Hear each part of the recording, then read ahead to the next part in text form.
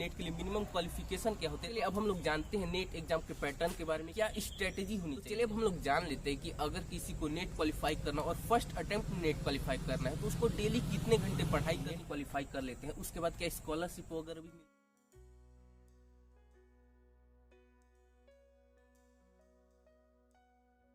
Hello दोस्तों, Ayush arena की YouTube channel पे एक बार आपका फिर से स्वागत है। आज हमारे साथ है जानवी जी, जिन्होंने फर्स्ट अटेम्प्ट में ही अपना नेट क्वालिफाई किया। तो इस वीडियो में लोग इसी बारे में बात करेंगे, किस तरीके से इन्होंने पढ़ाई की, क्या इनकी स्ट्रेटेजी थी, और उसके साथ साथ आपको इस वीडियो में बहुत कुछ जानने को मिलेगा कि आपको अगर नेट क्वालिफाई करना है तो आपको किस तरीके से पढ़ाई करना चाहिए, इसके क्या फायदे हैं और इसके फ्यूचर स्कोप क्या है। तो चलिए हम लोग जानवी जी से जानते हैं, जिन्होंने फर्स्ट अटेम्प्ट में अपना नेट क्वालिफाई किया है। इस वीडियो में हम लोग नेट के बारे में आपको पूरी जानकारी देने की कोशिश करेंगे कि नेट क्या है और आपको इससे क्या फायदा होना चाहिए, और नेट की तैयारी अगर आपको करनी है तो आपको क्या करना चाहिए। तो जानवी जी, आप अपने बारे में कुछ बताइए कि आप क्या कर रहे हैं। हेलो फ्रेंड्स, मैं सब जानवी बोरा और मैं अभी बनारस हिंदू यूनिवर्सिटी से पोस्ट ग्रेजुएशन कर रही हूँ, एमएससी फूड एंड न्यूट्रिशन। आपको बताया है इन्होंने कि मैंने फर्स्ट अटेम्प्ट में ही यूजीसी नेट क्वालिफाई कर लिया था। तो आज की जो वीडियो है तो इसमें हम यही बताएंगे हमारी क्या स्ट्रेटेजी थी, कैसे पढ़ाई करनी होती है, और अगर आप नेट क्वालिफाई कर लेते हैं तो उसका क्या क्या स्कोप होता है, क्या क्या बेनिफिट्स होता है। और मेनली हम बताएं तो ये नेशनल लेवल के कॉम्पिटिटिव एग्जाम है जो एनटीए कंडक्ट करता है। और इसमें हम बताएं कि ये जो होता है यूनिवर्सिटीज, कॉलेजेस, इन सब में जो असिस्टेंट प्रोफेसर का पोस्ट होता है तो उसमें मिनिमम जो रिक्वायरमेंट होता है कि यूजीसी नेट आपको क्वालिफाई करना ही होता है, तभी आप उसके लिए एलिजिबल होते हैं। आप में से बहुत सारे लोगों को नहीं पता होगा कि नेट के लिए मिनिमम क्वालिफिकेशन क्या होते हैं। तो अगर आपको नेट क्वालिफाई करना है तो आपको कम से कम कब तक पढ़ाई करनी पड़ेगी। तो यूजीसी नेट का जो मिनिमम एलिजिबिलिटी है वो ये है कि जब आप पोस्ट ग्रेजुएशन करते हैं जनरल कोटा के लिए उनको 55% मास्टर्स डिग्री में मिनिमम आपका परसेंटेज होना चाहिए।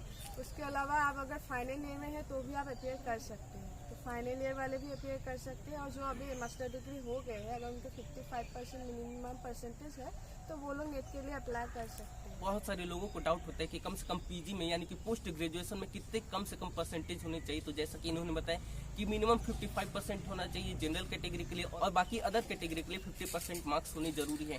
किसी भी सब्जेक्ट से पीजी करके नेट के लिए एलिजिबल हो सकते हैं, राइट? जी, पीजी तो मिनिमम पीजी करना चाहिए किसी भी सब्जेक्ट से। जी। अब हम लोग जानते हैं कि इन्होंने पोस्ट ग्रेजुएशन में कौन सा सब्जेक्ट लिया था। तो जानवी जी, आप बताइए। तो सब्जेक्ट था पोस्ट ग्रेजुएशन में वो था होम साइंस। और आपको पता ही है कि यूजीसी नेट में 80 से ज़्यादा सब्जेक्ट की वो एग्जामिनेशन होते हैं। उसमें आपका ह्यूमैनिटीज, आर्ट, साइंस, तो ज़्यादातर 80 से प्लस सब्जेक्ट का एग्जामिनेशन होता है। हमारा जो था वो होम साइंस था। और चलिए अब हम लोग जानते हैं नेट एग्जाम के पैटर्न के बारे में कि किस तरीके से एग्जाम होते हैं, किस तरीके से क्वेश्चन आते हैं, कितने पेपर होते हैं, सारी चीज़ आपको डिटेल में पता चलेंगी। तो जानवी जी, आप बताना चाहेंगे किस तरीके से नेट का पेपर होता है और क्या एग्जाम पैटर्न होता है। जो पेपर होता है नेट का तो उसमें हमको पता है कि टोटल 2 पेपर हमको करना होता है, ठीक है। जो पेपर 1 है सबके लिए कंपलसरी है, उसमें आपका 10 यूनिट है। तो पेपर 1 में 50 क्वेश्चन आपको मिलेंगे, और जो पेपर 2 है उसमें 100 क्वेश्चन मिलेंगे। तो आपको जो पेपर 2 है वो आपका पोस्ट ग्रेजुएशन का सब्जेक्ट होता है जिसमें आपने एमएससी की है, तो उसी में मतलब पेपर 2 का 100 क्वेश्चन आता है, पेपर 1 का आपका 50 क्वेश्चन आता है। ये बताइए कि जो पेपर होता है नेट का, क्या इसमें निगेटिव मार्किंग होती है या फिर नहीं होती? नहीं, देखिए पहले तो होती थी, ठीक है, तो अभी हटा दिए है, तो अभी उसमें कोई निगेटिव मार्किंग नहीं है। तो ये थोड़ा इजी भी हो गया है। हाँ। पहले से पहले और टफ था, तो उसमें कोई निगेटिव मार्किंग नहीं होती। एक चीज मैं यहाँ पे क्लियर कर दूं कि ये जो दोनों पेपर होते हैं नेट के एग्जाम की, दोनों पेपर आपके एक ही दिन में होते हैं, और दोनों पेपर के लिए मिला के आपको 3 घंटे का समय मिलता है, राइट? जी, मतलब होता है ना कि पहले अलग अलग था, अभी मतलब 3 घंटे में आपको दोनों पेपर करना होता है। और इसका ऐसा बाउंड्री नहीं कि आप पेपर 1 को 1 घंटे में खत्म करें या पेपर 2 को 2 घंटे, अपने हिसाब से आप मतलब 3 घंटे टाइम मैनेजमेंट हम लोग कर सकते हैं। 3 घंटे के अंदर हम लोग को दोनों पेपर के अंदर 150 क्वेश्चन आपको करना तो होता है। अपनी ये सारी बातें जान ली। अब हम लोग सबसे इम्पोर्टेंट बात जानने वाले हैं कि क्या स्ट्रेटेजी होनी चाहिए। जैसे कि अब मैंने आपको बोला कि इन्होंने फर्स्ट अटेम्प्ट में अपना नेट क्वालिफाई किया है, तो किस स्ट्रेटेजी से इन्होंने पढ़ाई की, और अगर आप इस फील्ड में जाना चाहते हैं, आप भी फर्स्ट अटेम्प्ट में नेट क्वालिफाई करना चाहते हैं, तो आपको क्या स्ट्रेटेजी लेनी चाहिए, किस तरीके से आपको पढ़ाई करनी चाहिए। तो हम अपनी स्ट्रेटेजी बताना चाहेंगे। तो हमने जब ग्रेजुएशन के हम जब सेकेंड ईयर में थे तो हमने सोच लिया था कि हमको नेट करना है, क्योंकि हमको पीएचडी करना था। और ऐसे में हमने क्या किया, सबसे पहले तो हमने डिसाइड किया कि हमको करना ही है। जो लोग भी प्रोफेशनल लाइन में जाना चाहते हैं, नेट क्वालिफाई करना चाहते हैं, पहले तो आपको ये मतलब खुद को कंफर्म करना होगा कि आपको करना है, ठीक है। जब आप डिसाइड कर लेंगे उसके बाद नहीं चलता सिलेबस। तो सिलेबस बहुत भास्ट है। आपको पता है कि अपने जो सब्जेक्ट होते हैं, खुद के सब्जेक्ट के अलावा आपको और जो जनरल पेपर है उसके लिए तैयारी करनी होती है। तो उसमें आपका थोड़ा मैथ्स आ जाता है, डाटा इंटरप्रिटेशन, थोड़ा सा लॉजिकल टाइप का भी वो पार्ट आ जाता है। जो लोग आर्ट्स बैकग्राउंड के, तो हो सकता है कि थोड़ा सा उनको मतलब इनिशियली प्रॉब्लम हो सकता है। लेकिन इसीलिए आपको पेपर 1 और पेपर 2, क्योंकि दोनों को इक्वल इंपॉर्टेंस देना होता है। ऐसा नहीं कि आप पेपर 2 ही करें और पेपर 1 पे फोकस ना करें।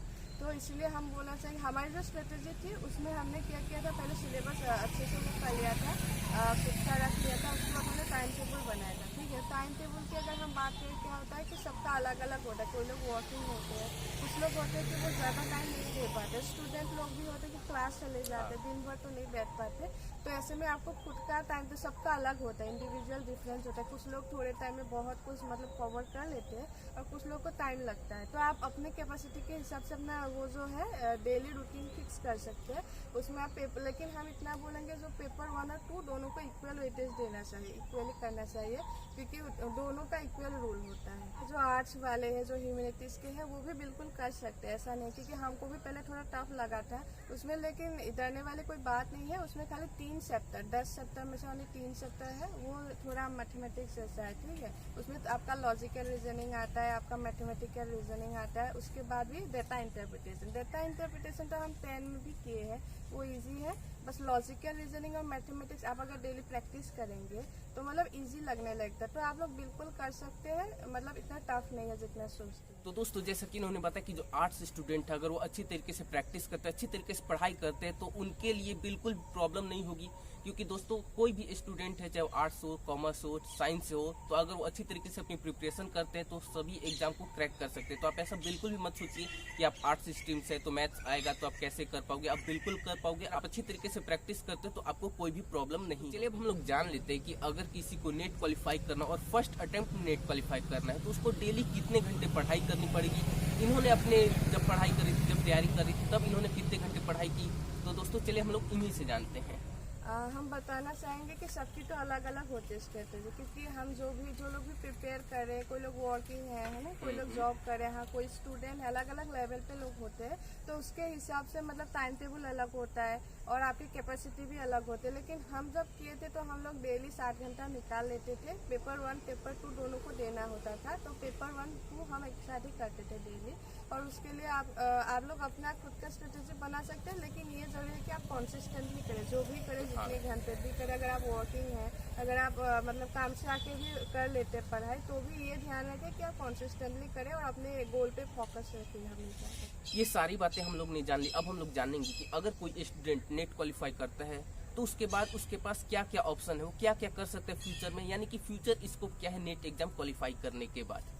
तो स्कोप के बारे में हम बताना चाहेंगे कि अगर आप अपना जो करियर है असिस्टेंट प्रोफेसर या लेक्चरर, ऐसा आप बनना चाहते कि मतलब किसी भी यूनिवर्सिटी में हो, अच्छे कॉलेजेस में है, तो आपको नेट क्वालिफाई करना होता है। आज के लिए एकदम कंपलसरी हो गया है। और इसमें क्या होता है कि जो लोग रिसर्च भी करना चाहते हैं, जैसे पीएचडी करना चाहते हैं, तो उसके लिए भी आप नेट निकालेंगे तो इजी हो जाता है। क्योंकि बहुत लोगों को बिना एंट्रेंस के नेट अगर आप क्वालिफाई कर लेते हैं तो आप पीएचडी में एनरोल हो सकते हैं। उसके लिए कोई एंट्रेंस एग्जाम नहीं देना होता है यूनिवर्सिटी या कॉलेजेस में। अच्छा जानवी, आप ये बताइए कि बहुत सारे जो स्टूडेंट होते हैं वो फाइनेंशियली उतने स्टेबल नहीं होते हैं, तो नेट क्वालिफाई करने के बाद आगे की पढ़ाई के लिए, क्योंकि उसमें खर्च तो हो गई, तो क्या उसके लिए कोई स्कॉलरशिप वगैरह मिलती है? अगर ऐसी कोई स्कॉलरशिप का जो प्रावधान है तो उसमें कितनी स्कॉलरशिप मिलती है, और क्या इसके बारे में अगर आप कुछ बताना चाहें तो? ज़रूर स्कॉलरशिप तो मिलती ही है, क्योंकि यूजीसी नेट जो होता है उसको क्वालिफिकेशन के साथ स्कॉलरशिप जो होता है, जूनियर रिसर्च फेलोशिप, ये अवार्ड करने के लिए भी नेट कंडक्ट होता है। तो इसमें जो टॉप 6% होता है, मतलब नेट क्वालिफाई कैंडिडेट में से जो टॉप 6% होता है, उनको आप स्कॉलरशिप मिलती है, अच्छी खासी स्कॉलरशिप मिलती है। आपको 41,000 ऐसा कुछ मिलता है। प्लस अगर आप किसी रेंट में रहते हैं बाहर, कैंपस के बाहर, तो आपको 7,000 या 5,000 कुछ रेंट भी मिल जाते हैं। तो 35 प्लस मिल जाता है आप लोगों को पर मंथ। तो ये भी अच्छी खासी रकम होती है। उसके अलावा जो नेट क्वालिफाई सिंपल अगर आप नेट भी निकाल लेते हैं और आप किसी सेंट्रल यूनिवर्सिटी में या कोई भी आजकल बहुत सारी यूनिवर्सिटी में उनको भी स्कॉलरशिप दे देती है, जो 7,000 8,000 मंथली उनको भी मिल जाता है। तो ये बहुत हेल्प हो जाती है उनको PhD करने के लिए। जैसा कि इन्होंने बताया कि 35,000 प्लस की स्कॉलरशिप मिलती है। तो दोस्तों ये कोई छोटी रकम नहीं होती। ये स्कॉलरशिप इसलिए दी जाती है कि जो भी स्टूडेंट आगे PhD करना चाहते हैं उन्हें फाइनेंशियल किसी भी तरीके की टेंशन ना हो। इसको गवर्नमेंट उन्हें स्कॉलरशिप देती है कि वो अपना पूरा कंसंट्रेशन पढ़ाई पे कर सके और वो किसी तरीके से फाइनेंशियल उन्हें किसी भी तरह की प्रॉब्लम ना हो। तो गाइस ये सारी बातें हम लोग ने जान ली। अब हम लोग जानेंगे कि अगर जो भी स्टूडेंट इसे देख रहे हैं और अगर वो नेट क्वालिफाई करना चाहते हैं तो आप क्या टिप्स देना चाहेंगी जिससे अपनी वो प्रिपरेशन अच्छी कर सके, अगर आप इस बारे में कुछ बताना चाहे तो हम यही बोलना चाहेंगे सजेशन में कि जो UGC नीट होता है साल में 2 बार कंडक्ट करते हैं, तो 2 बार आप दे सकते हैं साल में। इसके अलावा हम अगर सजेशन दें तो उसमें हमने जो फॉलो किया था वो ये कि सबसे पहले आप लोग टाइम टेबल जरूरी है, ठीक है, सिलेबस और टाइम टेबल ये मेन पॉइंट है। तो आप अपना सिलेबस क्या कवर करना है, क्या करना है, वो सब पहले फिक्स कर लीजिए। और अगर आप लोग सोच रहे हैं कि आप लोग करना चाहते हैं तो आज ही से आप लोग स्टार्ट कर सकते हैं। तो आप लोग सबसे पहले सिलेबस टाइम टेबल फिक्स कर लीजिए, उसमें कंसिस्टेंसी बनाए रखिए। उसके बाद मैंने जो किया था, मतलब हमने जो नोट्स बनाए थे, एक स्टिकी नोट्स मिलते हैं, ठीक है, तो उसमें हम डेली का टारगेट लिखते थे, जैसे कि आज के दिन में हमको इतना कंप्लीट करना है, पेपर 1 पेपर 2, और जब हो जाता था हम उसको टिक कर देते थे। ऐसे में क्या था, हमारे अंदर सेल्फ कॉन्फिडेंस बढ़ जाता कि हमने इतनी कंप्लीट कर लिए थे। तो उसी तरफ से आप देखिए और अपने टाइम के हिसाब से, अगर आप वर्किंग है या स्टूडेंट, उसके हिसाब से आप एक टाइम टेबल बनाए, उसको फॉलो कीजिए और ज़रूर क्लियर होगा अगर आप लोग अच्छे से मेहनत करते हैं तो। जैसा कि इन्होंने बताया कि जो नेट का एग्जाम है साल में 2 बार होते हैं, तो साल में कब कब किस मंथ में होते हैं मैम?